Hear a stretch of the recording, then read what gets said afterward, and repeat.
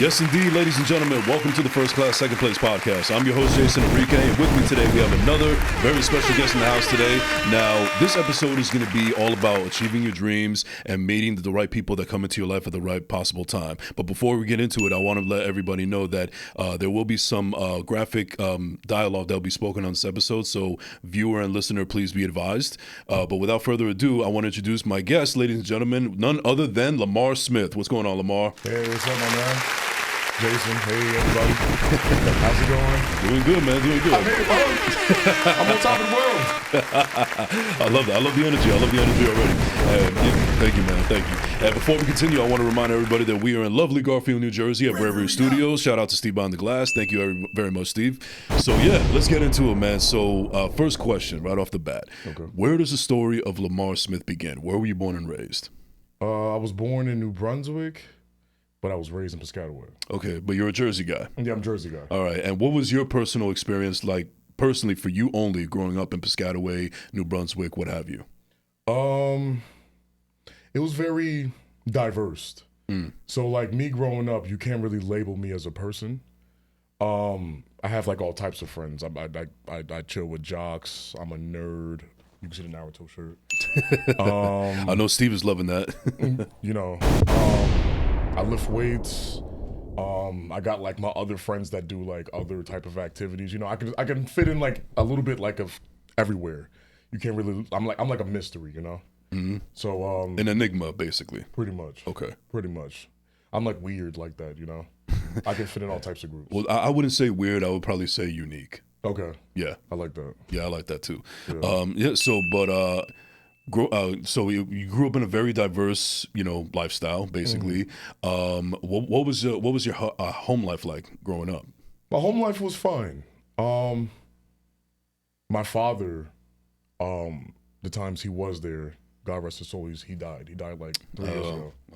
My condolences. Thank you. Yeah. My father, he was very, very stern person. He was loving.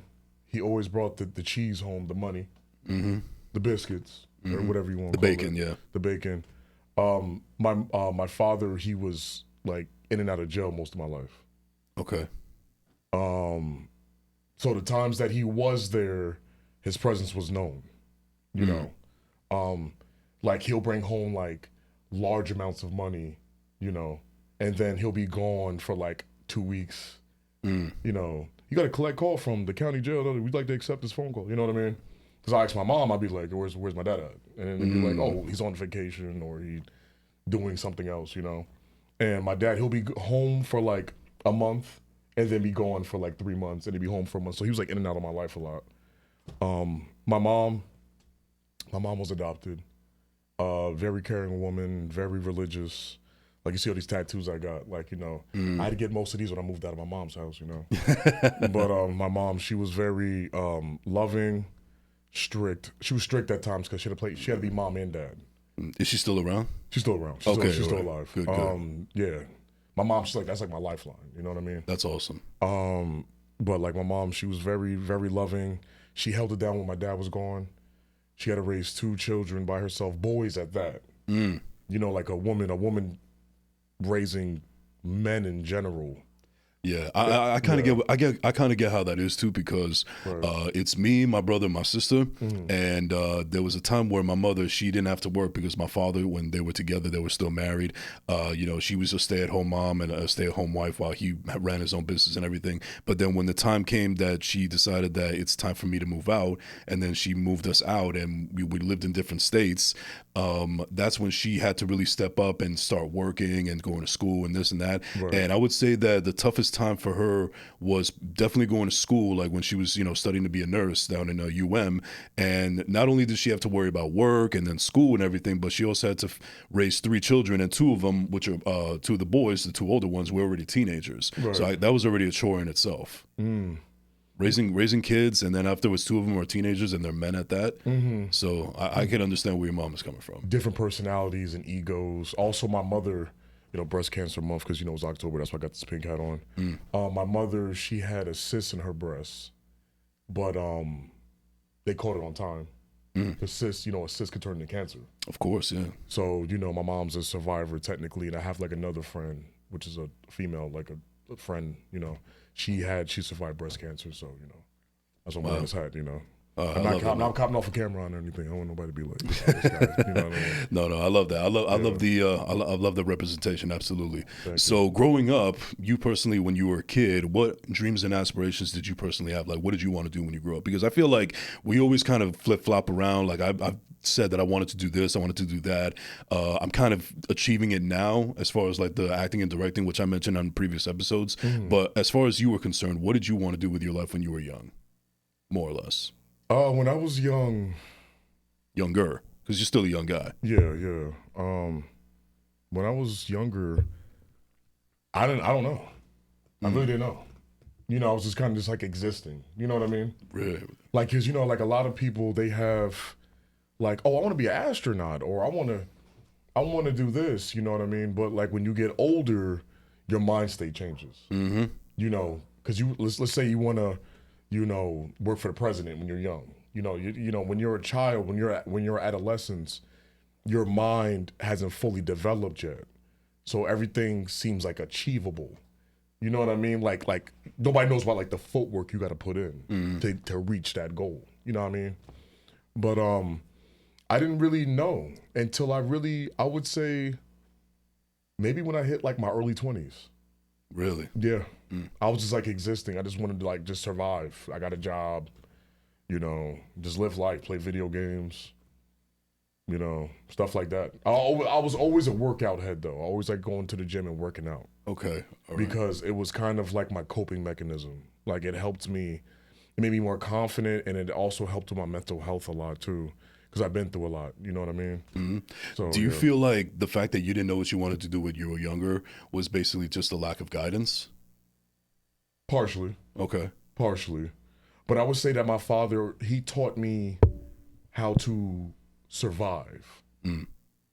Not to, like, he didn't teach me about, like, paying bills. Right. And, like, stuff like that. Like, he taught me how to, like, take care of yourself. How to defend yourself and stuff like that. Defend yourself. Yeah. Always look out for yourself. Like, regardless of what's going on. Like, he never really taught me how to, like, love a woman. He was always like, his thing was, I'm not going to be here forever. I'm not going to be here forever. I'm not going to be here forever. You're going to have to know how to take care of yourself when I'm gone. And me being a father myself, you always got to teach your children to prepare for your death, because you're not going to be here forever. Right. And our minds were always like, oh, our parents, we have like this mind state that like our parents is going to live forever.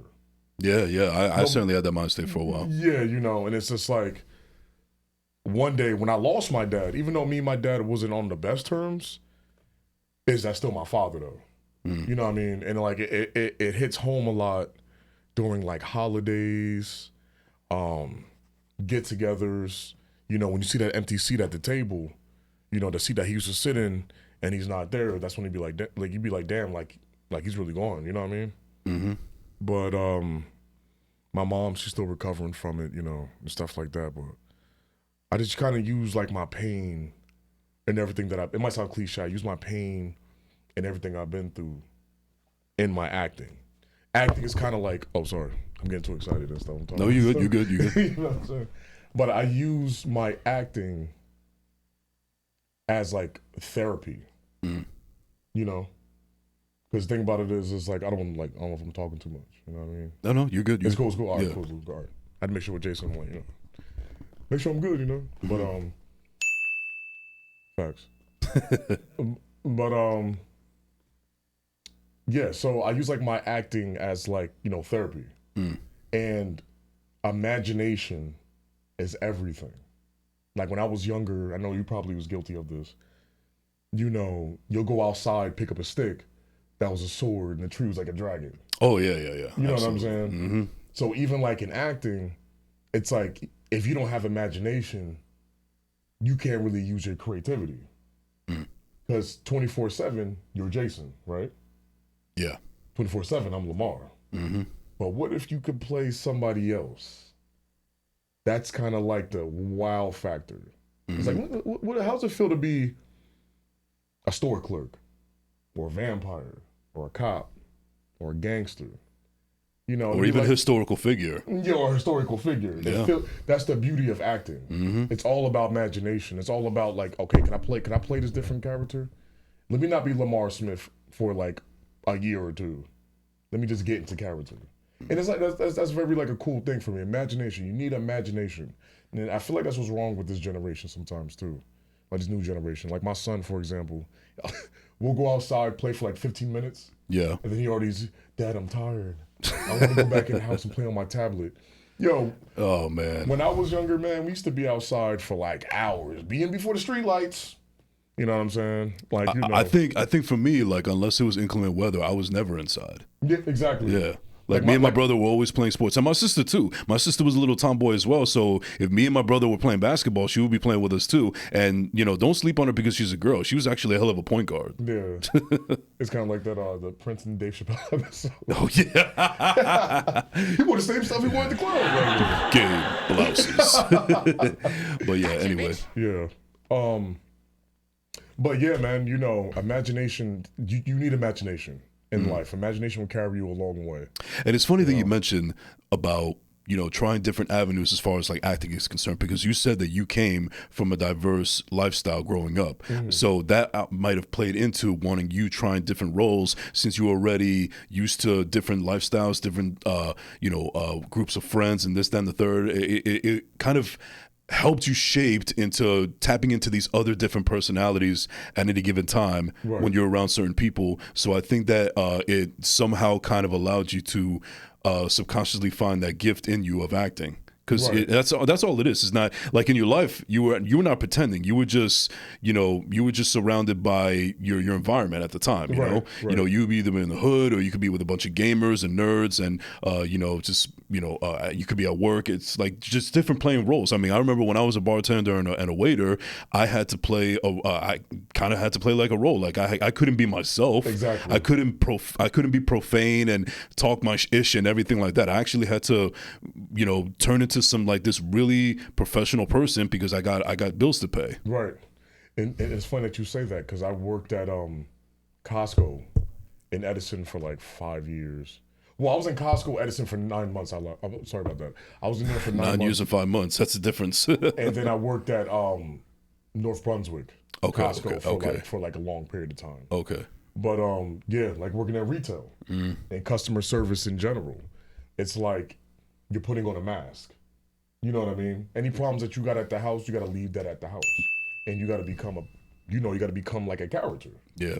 So So usually when people figure out what they want to do with their life, and sometimes it works out, sometimes it doesn't, but I know that there's usually like a spark or something that clicks in your head, like, you know what, I want to try this out. I want to give it a shot, and because I feel like I could succeed in that, or it's just something that's in me that's telling me to do that. Right. What was that moment for you when you said, you know what, I want to get I want to give acting a try. I want to get into acting. I want to be an actor. You know, it's funny that you say that, right?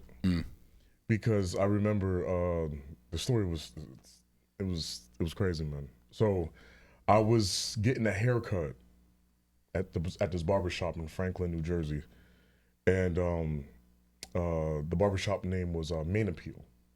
Okay. And I was there with my girl. I was chilling, minding my business. I was talking to her, whatever. And this guy was sitting next to me, waiting for his cut. His name was John Braxton. Shout out to John Braxton. Atlantic City Chronicles. Go watch that. It's on. Yeah, watch that. Shout out to Helter Skelter. He's in the film Tomb Bone. But I did that when I was 24, and I was sitting down getting a haircut, minding my business, and he just kept looking at me. And I'm like, why this guy? Why does this guy keep looking at me? Like, what is he? Like, is something on my face or something? Like, you know what I mean? So I started getting like a little more uncomfortable, you know. So I got my haircut. I was leaving, and he was like, "Yo, you fit this look for this character for this film called Atlantic City Chronicles. There's 2 seasons. It's on IMDb. Like I said, you could Google it." And at first, he was like, "I want you to be in the film or whatever." And I thought he was like scamming at first. Like a scammer like wants some money or something. Yeah, I get it. So I'm just like, "Nah, I'm good or whatever." And he was just like, "No, for real though." He was like, "Give me your number. He said, send me some headshots of you, of your body and your face. And I was like, all right, let me just give it a try, whatever. So I did what he said. He sent me a script, and I was like 24 years old. He sent me a script. Like 2 weeks later, I was in the film. I had a small role though. I didn't have a name. I was what was it in the credits? I was a stick-up kid. Okay. But it was still cool though. You know what I mean? And I worked, like I said, I worked with legendary rap group Helter Skelter Bone. I was talking to him, and he was telling me stories in between takes. I was kind of nervous. Like that was my first time being like on a set. Right. And he was just telling me, he's like, yo, just be yourself. His girl was pregnant at the time. My girl was pregnant with my son. And he was telling me stories about like Biggie and Pac, because he knew Biggie and Pac, because he's affiliated with the rap group. I don't know if you guys know Boot Camp Click. Of course, I love Boot Camp Click. Yeah, he's Buckshot, all of them. Yeah. He knows them. Drew High. Yeah. So like, yeah, you know what I'm saying. But yeah, man. He was mad cool, man. Mad cool. You know what I mean. And then after that, I kind of got the bug. I was kind of like, you know what? This is pretty cool. And my memorization always been like really, really good with anything. I know if you owe me $5 from like 6 years ago. I just want to. Wow, talk about holding grudges. Nah, just fuck with you. Just fuck with you. I'm like, don't tell me how about you make chicken like 3 months ago. You're like, damn, right? I still remember that. Like, you know what I mean? Yeah, we hungry. Be like, let me get it with the mac sauce on the side. But yeah, man, you know. And then after that, I took a little hiatus. I took a little hiatus because life happened. I got some kids. Some stuff happened with me and my girl. You know, I was living in my car. She kicked me out the house. I would say it was mainly my fault. Because I was a parent young. I was 24, you know? And I didn't really get everything out my system yet. You know what I mean? But I was like with a serious woman.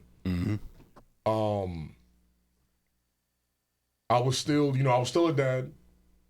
I was still, take care of my son, make sure he good. My son don't know what hungry is, don't know not having a roof over his head mean. The struggle, you know. But I was still going out to bars, you know what I mean? Getting to bar fights, stuff like that, And I wasn't mature yet. Because all my homies that would call me and they'll be like, yo, man, yo, Brandon, it's $1 margaritas at Applebee's, you know what I mean? Yeah. Whatever I use that for example, $1 margaritas, they'll come through. And I'm just like, no, man, I can't. I got the phone like this, like, no, man, I got a baby, And it's just like I had to grow up fast, and I feel like I missed like some stuff. I had to grow, because my father always taught me, like, just always have a job, always have money, always take care of yourself. Everything else was like a waste of time. You know what I mean? He kind of taught me that. And I kind of, I'm not gonna lie, I had some qualities like my father, but I'm my father's son though.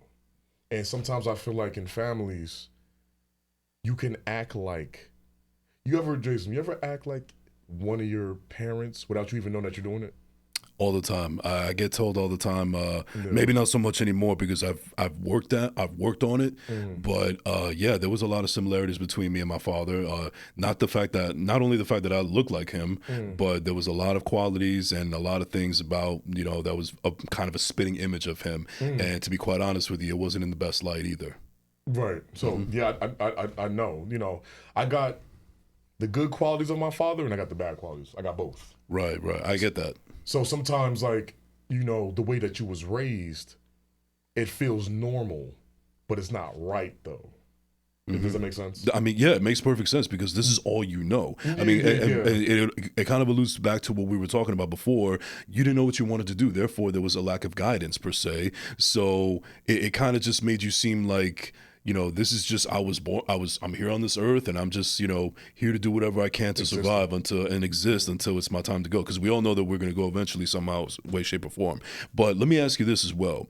So I remember when I had all these aspirations and these dreams, like, I wanted to be in the radio business and I wanted to do music and I did want to do this, that, and the third, something basically entertainment wise. And then finally, there came a point where I just feel like nothing was working out. None of my dreams was going to be made or, accomplished. So I basically relegated to the fact that maybe I'm just going to be this regular worker bee that just goes to a regular 9 to 5 and make his money and, support the wife and kids if they ever come around and this, that, and the third. Maybe I'm just not meant for greatness and I just got to accept my destiny and my fate. Boomer lifestyle. Exactly. So then when that happened and I got comfortable and complacent, that's when slowly but surely my anxiety and my depression were always there because of my past trauma. But this was like, it elevated it to a point where like I was severely suicidal because I just became so depressed at the fact that I thought that I was meant for something greater than what life is supposed to be, what I have experienced. Right.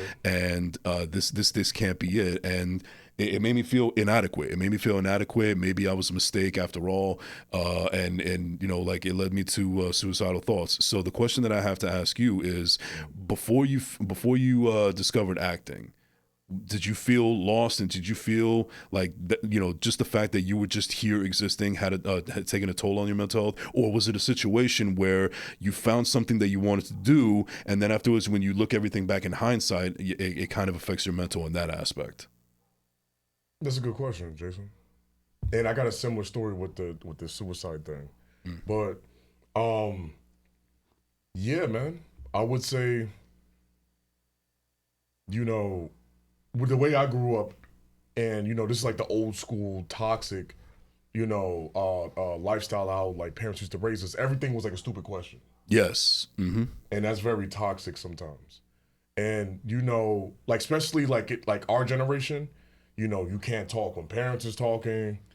Like everything's a dumb question. Mm-hmm. So it takes a toll on you. So you'd be like, that fear aspect, you'd be like, oh, should I really talk to my parents about this or should I just keep it to myself? But when you keep stuff to yourself, what happens? Your mental health start messing up. Oh yeah. But you don't know you're destroying yourself until like later in life. You're just like, oh damn, like I kind of like just messed my own self up, because my parents was it that my parents were toxic or was I toxic? But my father, like I said, everything was a dumb question, and that kind of affected me because me and my dad's relationship, talking about the suicide thing, I have something similar to that. My father, I was 23 when this happened. I got this, I don't know, switch the camera. I got a cut on my neck, right? It's on that side right there, yeah. Yeah, I got a cut on my neck right here. I don't know if you guys want to zoom in or something, but over here, it starts back here and it comes to here. I see it, yeah. And the way I got that was, because I'm lucky to be alive right now. Because like in this area, there's a lot of veins and vital stuff over here. That's the jugular right there, yeah. Yeah, so like I'm very lucky, but I got this when I was 23 years old. My father was like, he was on drugs and alcohol real bad. Because, coming out of prison, that kind of messes up your mind state. Because my dad went to Northern State Prison in Newark. That's by the Newark Airport. But, he got out of jail and, his mind kind of altered, with certain things. And the story is crazy. I was already moved out already. I went to the house to go visit my mom. And my mom is like a church buff. Like, oh, you gotta come to church with me on Sundays. You know what I mean? Right. So I'm like, all right, Mom, I got you. There'll be days like, Mom, I ain't trying to go. I ain't gonna lie. I love God and everything, but like, yeah. So I missed my mom. My mom left already, and I went to go tell my dad, like, I want to apologize to Mom. I didn't come or whatever. I had to go do a job interview. He was like, yeah, man, what the fuck, man? Like, yeah, your mom count on you, this and that and that. Remind you, why didn't you go? Why are you still home? You could have went with her. He didn't think that far though. Mm-hmm. But anyways, oh man, this and that and third. So we got into like a yelling match. You know what I mean? I was yelling at him, he was yelling at me. So I was like, you know what, Dad, whatever, man. And then he like swung at me. You know what I'm saying? And I know how to handle myself. You know what I mean? I'm not like bragging or anything, but I know how to defend myself. I tell people I don't fight anymore. I defend myself. There's a difference. So he swung. I dipped it, I went underneath it, and I was just kind of like, whoa, kind of threw me off guard because it's my pops. No matter how messed up my pops is, I don't want to fight my father. Mm-hmm. So I was kind of like, yo, like, dad, chill, dad, chill, dad, chill. And then he swung at me again, so I hit him with a two-piece, boom, boom, knocked him down. Nose was bleeding, his mouth was bleeding a little bit, and then I walked. I walked away. See, what I messed up was I turned my back on my father. Man, my father was a street dude. You never do that. So, like, I turned my back on him. He sliced me. Whew. You know, like the straight razors you do your beards with? Yeah. Hit me with that. Whew. And then I remember I felt my neck, and I felt like some warm, like, liquid, and it felt like my neck was open like a book. You know, you open up a book, it felt like it was... Right. Yeah, and I was holding it, right? I was holding it, and the blood was oozing through my fingers. And I looked at him, and I was like, it's like in rage. Like, I still wanted to fight. I was like, yo, like, come on. Like, now I'm really about to beat his ass now, you know? And then my dad, he looked at me, and he was like, oh, so you want to die, right? He's like, so he went upstairs to go get his shotgun. I ain't stupid. I ain't gonna stay there. You know what I mean? I'm not bulletproof. So I ran out the house. It's not funny, but I ran out the house. So my homie lived like a house down. So I'm going down the street staggering like this. I'm just like leaving a blood trail. I don't know if the story's too long, but I was leaving like a blood trail. And I went to my friend's house. Shout out to True Heart and Marcy. They saved my life. And I was knocking on the garage like this. Cause like we used to, chill in the garage, play Mortal Kombat, play video games and stuff. They opened up the garage, and I'm a jokester, Jason. You know me. I do like jokes and stuff, and like they thought it was like ketchup or something on my neck. They're like, "Oh, Brendan just playing." Yeah. And then like they looked, and they were like, "Oh, nah, he's really dying." Like yeah, because I started feeling like weak and stuff. And I started feeling like cold and stuff. And then my one boy, True Heart, he got mad. He was like, "Yeah, man, who did this to you, man? We about to." No. And I was just like looking up, and I was just like, it was my pops. And he looked like very like disgusted, looked like, huh? And Marcy, she used to do EMT back in the day. So she was like, oh, True, go get some towels. Go get some towels and put the pressure on my neck and stuff. Anyways, so the ambulance came. Ambulance asked me asked me some questions. Detectives came, asked me some questions. And the way I grew up was like, even though I'm a civilian, you don't snitch. This is what it is, you know what I mean? So the detectives was like, who did this to you? I was like, I fell down some stairs. And I'm bleeding everything. Like, I'm bleeding, like, blood's behind my head, leaking out my neck. Right. And he asked me again. He was like, who did this to you? I was like, I fell down some stairs. And then they looked at my friend Marcy. He was like, who did this to him? She was like, I don't know who did it to him, but I know he came from that house right over there. And I left a blood trail and everything. I didn't even know I did. Because I was like falling in and out of consciousness, and Marcy would smack me like very, very hard. And it wasn't the fact I was scared to die. I wasn't scared. It was just like, damn, this is how I die. Like, this is how my chapter ends. And I was 23. I didn't do nothing in life. You're still a kid. Right. But after that, I lived with my brother. And I got very depressed. I got very paranoid. And I used to sleep with a steak knife underneath my pillow. But you would think that something like that would have traumatized you. So there's trauma right there as well. Yeah. And I felt like my dad was going to come finish the job because he was a street dude. So I was like always like on some paranoid stuff. Kind of like when Tupac got shot 5 times. Like he was like super paranoid. Like I had like that feeling. Like I was just like, I don't know, like, like if he's going to come out the bushes, like, you know what I mean? Right. So I was drinking a lot. Partially suicidal. I was drinking a lot. I've never been through anything like that, and I got a job at Costco maybe 4 months later because I had to sleep like this for like 4 months. I couldn't turn my head. I turned my head, the stitches pop out. Boom. So I had to like sleep like this. It was very like uncomfortable. And I got a job at Costco like 4 months later. Met Angela. That's my girl. Love you, babe. And life went 360. I met her, got my life together. 2 kids later, man. That's it. I felt like God was trying to like calm me down, give me a second chance, He humbled me. Like that's what I would have never thought that would have happened to me. He humbled me. Like he was kind of like, you know what? because I wasn't really doing like, I wasn't really a negative person, but I did some negative stuff. Like I jumped some people with some homies and I did like some crazy stuff. But he humbled me. He was kind of like, you know, you need to slow down because I'll take all this away from you. And that's exactly what I did. Wow. You know? It's a hell of a story, man. A hell of a story. But, I didn't want to bore you. Like, no. I mean, no, bro. There's no way that you could bore me with a story like that. Yeah. That's crazy. But no, that's at the end of the day, man. I mean, I'm glad that the worst didn't happen to you. Mm-hmm. I'm sorry that you had to go through all of that. It's nobody should have to go through that. But at the end of the day, whatever we go through makes us stronger. And I think that says tenfold as to why you're here and why you're achieving your dreams and this and that. And not only for yourself, but now you've been gifted these 2 children from this lovely woman that is your wife. Mm-hmm. And now you could give them the opportunities and the chances and the life that you were taken, you were bereft of when you were growing up, and make sure that that doesn't happen to them. Mm-hmm. And the whole cliche about like, I want to give you the life that I never had, or the life that you deserve, this, that, and the third. And I also respect the fact that you're doing what you have to do as a father and a husband, but you're also finding time within your busy schedule to achieve your dreams. Because I think that's another thing that that you had to realize, that like you had to discover your worth. Right. You had to discover your worth, and a lot of times I feel like people, they don't discover their worth, and then afterwards they, something tragic happens to them.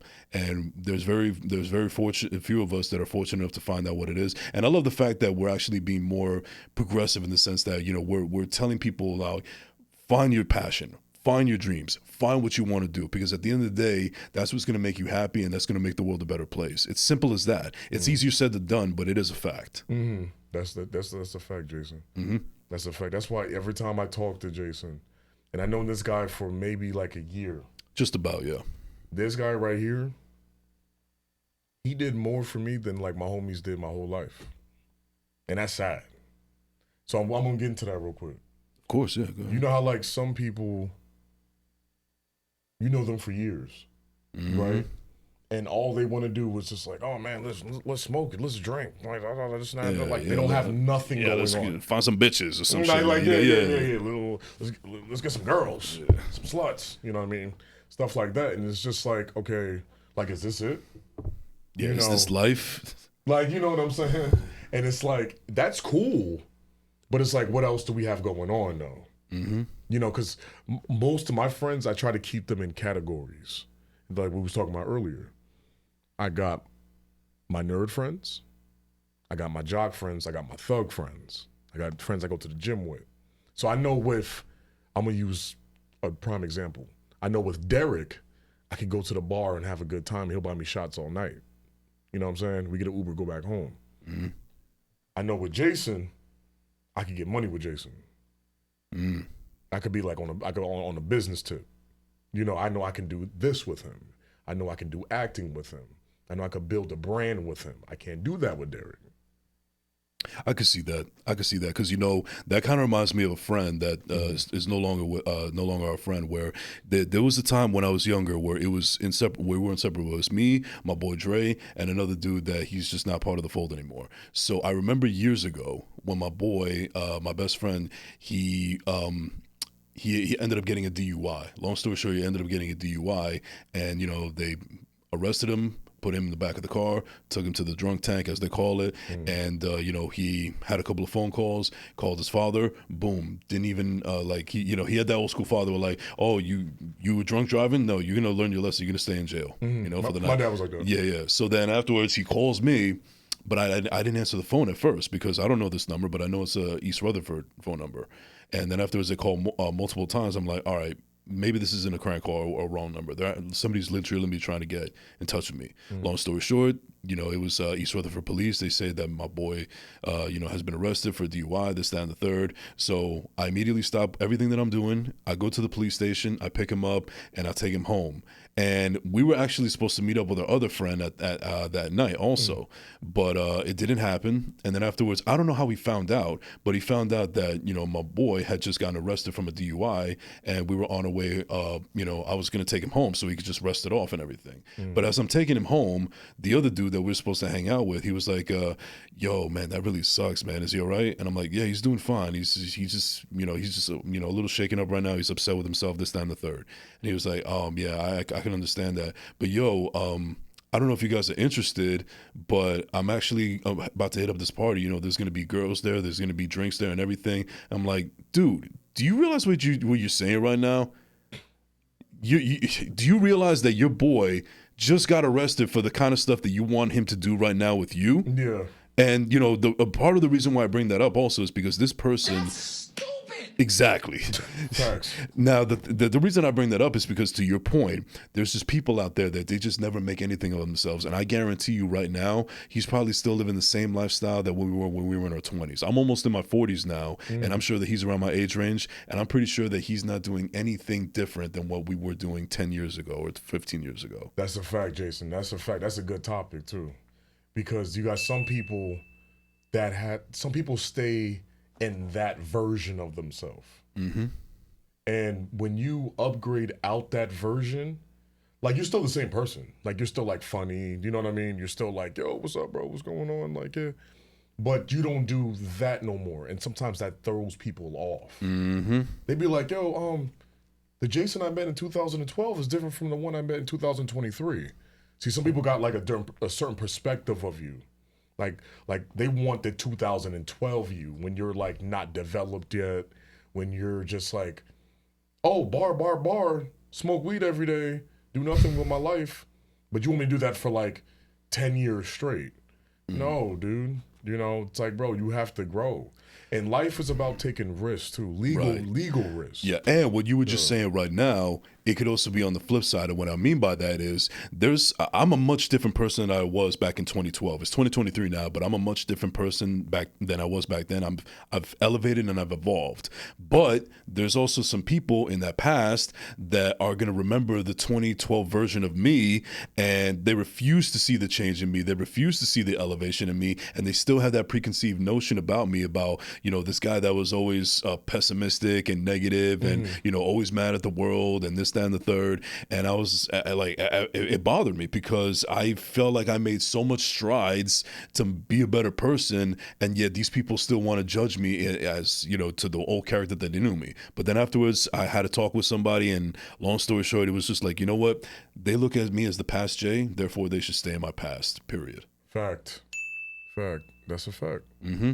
Yeah, but switching gears here a little bit and continue on with the acting thing. So, and then afterwards, we're going to lead into nights. So I don't know if I ever told you this story, but the audience has definitely heard this, where I had dreams and aspirations of directing when I was younger. Like when I was 8 or 9 years old, I saw a couple of movies. I was like, oh, that's what I want to do with my life. And it just never materialized because life happens and so on and so forth. Now I've been able to network and get in contact with the people that I never thought that I would in the beginning. And then afterwards, it just kind of fell into my lap. And I wasn't expecting it, but I feel like I'm wise enough now to not let these kind of opportunities pass me by, especially considering the fact that when my father died 6 years ago from a heart attack unexpectedly, it made me realize that life is really, really short. And in the case of my father, it was amplified by the fact that he was only 2 months away from retirement, but he passed away before retirement happened. So he never even got a chance to experience retirement. The fruits of his labor. Yeah, exactly. Enjoy the fruits of his labor. Exactly. So that was like a huge opener for me, where I was like, you know what? I don't know when it's my time to go. I mean, I already almost died because of a ruptured appendix when I was 20, and here I am still doing stupid shit at 24 and 25. So it's almost like I didn't learn my lesson. But I snapped out of it, and it was a big eye opener for me, and I think that's allowed me to be more open-minded and not be as pessimistic, and just, you know what, don't be afraid to take certain risks, because I felt like I was discouraged very young about wanting to achieve the things that I wanted to, and it almost like it was almost I was predetermined to fail if I even attempted it, because I was discouraged by the people that were closest to me at the time. Sometimes your father would embed that in your head too. My father did put that in my head. Mine's too. Yep. And I'm pretty sure, as much as I miss my father and I love him, I'm pretty sure that if he was still alive and he sees me doing the things that I'm doing right now, he's, you know, oh, so I guess I'm going to get that RV finally. Yeah, but continue on in the acting thing. So one of the things that I know that you and me, you know, we were simpatico about is we have a deep appreciation for Jim Carrey. Like I find him an interesting person. That's somebody that I want to interview more than anybody in the world. And I know that he's your favorite actor, and I'm guessing that Tupac is also your favorite rapper because that was also his favorite actor. A very big inspiration for you. But one of the interesting things about Jim Carrey is that not only is he one of the greatest comedic minds of our era and one of the funniest people that ever lived, but people are actually looking a deeper level into him. And I feel like people like you and me could actually coexist with somebody like that because they've been through the same struggles mentally as he has. Jim Carrey, I love Jim Carrey so much because just watching him on the TV, Ace Ventura, that's like one of my favorite movies. The Mask. Bruce Almighty. He could just play so many diverse characters. Even the Truman Show. Oh man, the Grinch movie, the Christmas.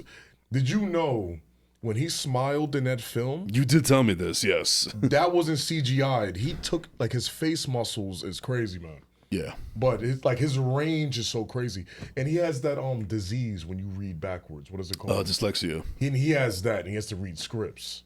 That's amazing within itself. And I remember, you know, him starting off on Living Color. Living Color, yep.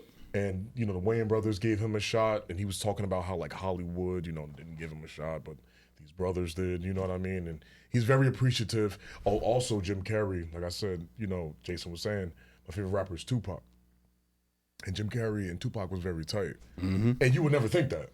Yeah, they're both two different type of individuals. Jim Carrey used to send Tupac money in prison. I read his book. I read Jim Carrey's book in prison. Come visit him, send him funny letters just to keep his hopes up in prison. You know, so he won't, like, commit suicide and kill himself. But, like, Jim Carrey, his sense of humor, man. His sense of humor. And when I was in 4th grade, I didn't win best, like, athletic, most to succeed. I got the best laugh in my class, and I got class clown. Because I love Jim Carrey because he always uses sense of humor as a defense mechanism to open up to people. And I feel like that's what you did as well. Yeah, I do that a lot. I do that even a lot. still to this day. Yeah. Wow. I do that a lot because it breaks the fourth wall, and also I'm not antisocial, but it's just like yo, man, hey, the chicken crossed the road. You know what I mean? You know, and it's kind of like when a person laughs, it's kind of like the comfortability comes in. It's like, oh, this guy's funny. Or even with women, some women be like, oh, I like a guy that makes me laugh, you know, stuff like that. So it gives you like a comfortability type of thing. But I love Jim Carrey, man. That's my guy. I want to meet him one day. That's something even let's say I make it in this acting stuff, you know what I'm saying? Because we don't know what the world might. Right. All this can end tomorrow. Everybody can have their run, and then everybody just boom. But it's just like something I can scratch off the bucket list. I hope I could work with him one day, you know? Yeah, or me too. Get to meet him, you know? Well, yeah, even just have a conversation. Yeah, because everybody think like, oh, we did some movies, so we're gonna be doing this acting thing forever. Either it could work, either it doesn't. But at least we had the courage to do it. I put ourselves out there to do it. A lot of people got dreams and aspirations, and they're just like, man, I can never do that. Anyways, click, change the channel, whatever. Some people's like, you know what, let me go take that risk. Let me put myself out there. And, hey, Jason, we put ourselves out there, right? And look at us now. We have a movie coming out in the theater. Yeah. That's crazy. Beautiful. Which is actually a nice segue. So let's get into the TV show Nights, which is premiering. On all streaming, like certain streaming services. I don't know if we can say them right now, but it will be out available on October 31st, excuse me, on Halloween. However, we do have a special event happening October 29th. Yeah.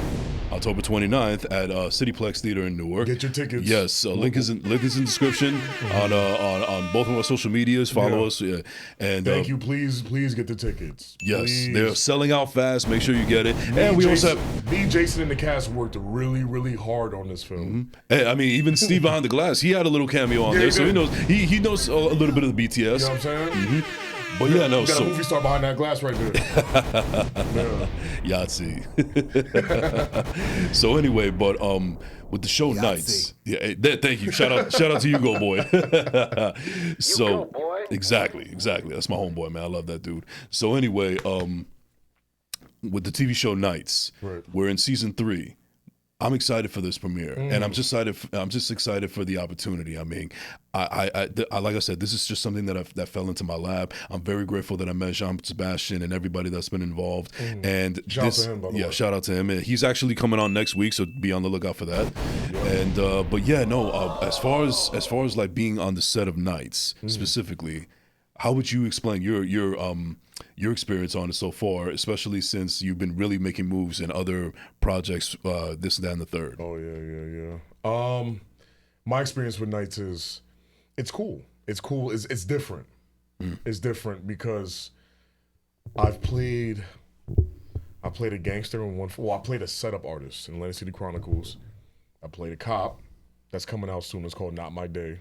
That's coming out soon with Royal Films in Newark. That's coming out January. I'm playing a vampire slash werewolf, a hybrid in Nights, and I'm playing a gangster, OG Bang, and Jesus Christ Rap Store. That's coming out in March in theaters too. So the thing about it is, you know, playing all these diverse characters, I love it because me as an actor, I'm a diverse person, you know? So I don't like being put into a box. Like when I saw Samuel L. Jackson on Star Wars Episode 3 with the purple lightsaber, I was like, wow, that's crazy. But the night set is amazing, man. We're all on the same page. Me playing Derek, that's the character I play. Yeah, that was going to be my next question. Like, what can you tell us about your character, Derek? Derek is very pissed off. That's the best way to describe him. Very bitter, vengeful, the whole nine. Cutthroat. He like don't care. As long as Alexander is dead, he's cool. When he when he sees Derek, he's like, when he sees him, he's mine, and when he's mine, he's dead. Like, yeah, like that's the type of character that he is. And Jason right here, this is my right hand man. You know, I tell him jump off a cliff for me. He'd be like, all right, boss. So no, he won't do that. He'd be like, I don't know about this. I ain't signed up for this, man. But Derek, he's very just vengeful, mad at the world. You know, Derek, you know, he comes from a slavery background. He'd been alive for centuries. He was a werewolf at first, and then Alexander made him some promises and made him a vampire, and he gave him some false promises, you know. And Derek is very pissed off because I don't want to give too much away, whatever. Because, you know, Gene, when you watch this, you call me Tom Holland. Yeah, I don't want to give away anything, but yeah, when you see the film, you'll see like Derek. He's very cutthroat. He's a cutthroat character. He's very cutthroat. Right. Now, being an actor and being a master of your craft and really delving into and being able to really delve into the depths of your character. What goes through your head when you're actually in Derek mode? Like, because, you know, you see he's a vengeful person, very hateful, you know, is mad at the entire world and everything. What part of your personal life and experience do you go through to keep that mindset to have the character of Derek on full display on the screen? Betrayal. I would say like betrayal from families and some family members and friends. I draw from that a lot, you know, because that's what Derek, because Derek's not a bad guy. You know, it's just that he been through so much betrayal in his life, he can't trust nobody. Only his hybrids, his crew of people. That's the only people that he put his trust in. Everybody else is just, the hybrids is permanent. Everybody else is temporary. That's his mind state. But I use betrayal a lot for that character. What I went through with my father. So I use a lot of my acting experiences through life experiences, you know. I feel like sometimes, like, you could take all the acting classes you want in the world, but sometimes the life experience is the true acting class. You know what I mean? And then you draw it on film, you know, and make it authentic, you know. But Derek, I love playing him because he's total opposite of my character. He's what I wanted to be, but I don't have the courage to be that. I see. If that makes sense. Absolutely. No, I know exactly what you're talking about. You know Yeah. what I'm talking about. That's why I love the beauty of acting. Like I love, and most of the films that you're going to see when they come out, because I have, like I said, 3 more films that's coming out in New York City Plex Theater that I'm featured in. Most of my characters are bad guys.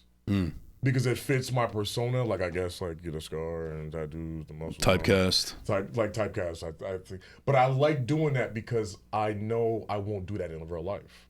I won't kill somebody in real life. Right. I won't like rip somebody's throat out or like I won't shoot somebody. But it's cool because it's on film. So it's like an altered like personality. At the end of the day, it's just an art form, you know? It is. That's all it is. But playing a bad guy, being a bad guy, I ain't gonna lie. Playing a bad guy is fun. Yeah. Like I ain't gonna lie, like it's pretty fun playing like the bad guy. Yeah. That has been said so many times in movies and TV shows and everything, and you know through experience what it's actually like. Now we have a little bit of time left here, but I just want to ask you real quick. Right. So we've been talking about dreams and aspirations and going for yours and blocking out the outside noise and this, that, and third.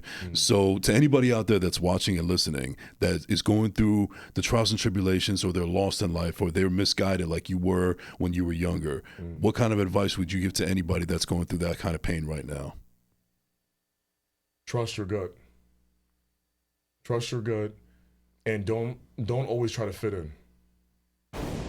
Because the thing about it is like this: like a lot of people, you know, they try to fit in with the crowd, or they try to just everybody look like everybody. Try to be different. Try to be authentic. You know, like my problem was I wanted people to accept me, but the people I wanted to accept me don't give a fuck about me right now. I don't even talk to them, and I'm not even throwing shots right now. You know what I mean? But it is what it is. It's like, you know, always do you. You know, if it feels right, if everybody's wearing white and you want to wear black, and vice versa. Don't follow the crowd. You know, just be yourself. Keep grinding, and if being weird is cool sometimes, it is. Not like a bad weird. You got that bad weird too. I'm talking about like, you know what I mean? Like, I don't gotta go over nobody's head. Just be unique. Yeah, be unique. Be unique. Be unique. Be unique, and you can only be unique by being you. Yeah, but being weird is not bad though. No, it's not. You got good weird too. Yeah. You got good weird. Well, we're too. splitting hairs now, but I get what you're trying to say. Yeah, but like, just always be unique and just do what you got to do, man. You know, just follow your dreams. Just keep it moving, because you know, if it doesn't work, just try it again. A lot of people nowadays, they're too quick to just give up. Nobody has patience nowadays. Everybody's just like, oh, I want everything to fall on my lap. Unless you Ken Masters, my boy, he knows what I'm talking about. That come from a wealthy family. You know, he's a video game character. You know what I mean? You're not gonna, that's not realistic. Everybody wants $1 million, but don't want to put the footwork in to go get it. Everybody want to be an actor, but don't want to put the footwork or networking or take themselves out there to go get it. You know what I mean? Everything that you want to go. I drove an hour and 4 minutes to come to this interview because Jason's my boy, and I'm gonna say some real stuff right now. He didn't even have to give me this opportunity right now. And Jason, I'm gonna give you your flowers too, bro. Really? Yeah, for real, man. Well, thank you, man. I really appreciate that. Mean? Jason, he's doing a lot, man. You know what I mean? He's doing a lot. He's taking time out his day to even do this podcast. He's a director and an actor too. You know what I mean? And that's for real, man. I appreciate that, man. I appreciate that. Yeah. All right, man. Well, I'm glad that we were able to do this, man. This has been a long time coming, and but you know what? All great things to happen with patience. Absolutely. Right. Yeah. So we have one more time. We have time for one more thing. I just want to ask you. So usually at the end of the show, I ask people if they were to make a movie on your life, which actor would you like to see portray your character and why? However, for you, I feel like I want to flip it because I feel like there's really nobody else that could play you like the way you play yourself. So let me flip it this way. Who would be your dream director to make your life story? Ryan Coogler. Ryan Coogler. Yeah. I love that. Ryan Coogler. Yeah. Very talented. talented. Because he's very like down to earth. I could tell like he's not like too like, how you call it? I don't want to get canceled. Holly weird. I feel like he's very like, you know what I mean? Like he's very down to earth. Like he seemed like he'll write a script for you, and then he'll go to the local, like, hey, bro, you wanna go hit the liquor store after? Like, you know what I mean? Like, you know, he's very like, he's not too like Hollywood, you know? Yeah. And that's the type of person that I am. He's just himself. He's just himself. Yeah. And Jason, you know I'm like that. Right. Like I'll be like, yo, Jason, hey man, yo, we wrapped up this scene. Yo, you want to go to Applebee's, or like, bro, you want to go get some McDonald's or like some burgers or something? Right. You know what I mean? Not like, oh, let's go to Roof Chris. Like, you know what I mean? All right, well, I love that answer. Ryan Coogler, I love that. Yeah, Ryan Coogler. All right, well, round of applause real quick, Steve. Really appreciate you coming on, Lamar. That is going to do it for this episode of First Class, Second Place. Thank you so much. Hold on, I'm just going to shout out some people. I was just going to ask if anybody want to give a shout out to. Okay. I want to shout out to my family, my kids, my girl. Shout out to Kevin Daniels. He got Rhythm Cooking. Shout out to Chocolate Chip. That's the clothing line. And shout out to everybody, man. Thank you, man. You know, always follow your dreams, man. That's it, man. Yeah, and where can they find you on social media real quick? Lamar Smith, 3754. 3754, all right.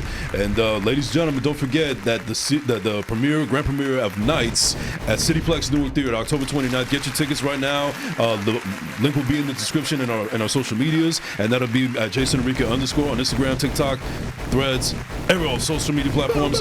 Yeah. Don't forget to like and subscribe on YouTube at Jason Enrique. This has been the First Class, Second Place podcast. We out. Salute, man.